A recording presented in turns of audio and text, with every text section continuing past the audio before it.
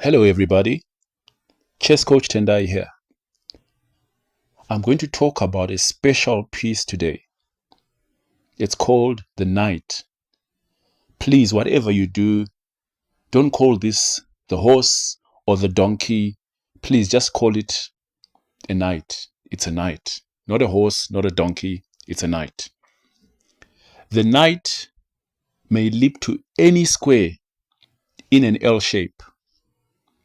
It is the only piece that may jump over a piece in its way. The knight is so unique as a piece. Let's look at how the knight on d5 can move. The knight moves in an L shape. So I am going to show you the squares that the knight can move to. This knight can move from here, there. That's the L shape we're talking about. So this knight can move from d5 to f6. It can move to that square. The knight can also move in an L shape to e7. Okay, I'm just going to remove those two. So the knight can move to that square. The knight can also move to c7. Okay, so I'm going to remove that. I just wanted to show you the path that the knight can follow. This knight can also move from where it is here to b6. Okay, this knight can move like that to f4. Can you see? The knight can move down to e3. I'm going to remove that. The knight can move down to c3. Then the knight can move like that. Okay.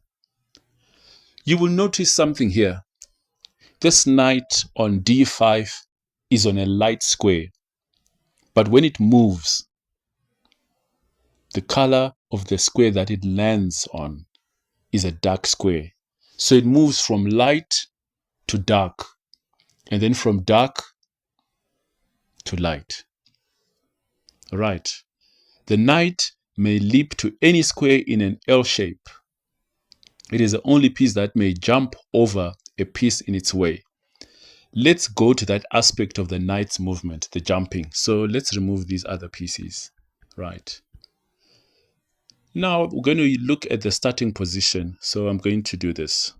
I'm going to put starting position. If white playing decides to start with a knight move, this knight on g1 can move to f3. Can you see what has happened here? The knight has jumped over the pawn on g2, also gone over the pawn on f2. The knight is the only piece that can jump over other pieces. It can be pieces as the same color as the knight or of the opposite color, in this case black.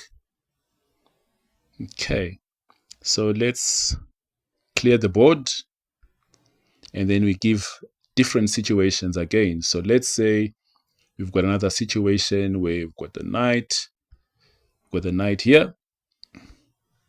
This knight can move from there, from d2. This knight can move to e3. Let's go back. Can you see what's going on? Let's just put a few more pawns for good measure. This knight can move from there, can go there, jumping over pieces of the same color. All right, so let's clear that. Now this knight, let's come back to d5. If there was a pawn here and a pawn there, this knight can move from, this knight can move from d5. It can come to e7. See, it was on a light square and it's now moving to a dark square in an L shape. Can you see the L shape there? From a light square to a dark square. All right. Now let's come to capturing. The knight, we said, moves in an L shape. If it was on a light square, it goes to a dark square. So if there is a pawn there, this knight can capture it, capture the pawn. And remember, in chess, the captured piece is removed and the capturing piece will replace that piece on the square. Let's put the knight back on d5. If there's a bishop on c7, that knight can capture the bishop. There we go. If there is a rook on f4, that knight can capture the rook. The knight moves in an L shape. All right. Just remember, the knight is the only piece in chess that can jump over other pieces. It can leap to any square in an L shape and is the only piece that may jump over other pieces. Okay, so that's it about the knight. Very special piece in chess. Remember, it's not a horse, it's not a donkey, it's a knight. Thank you. See you in the next one. Cheers.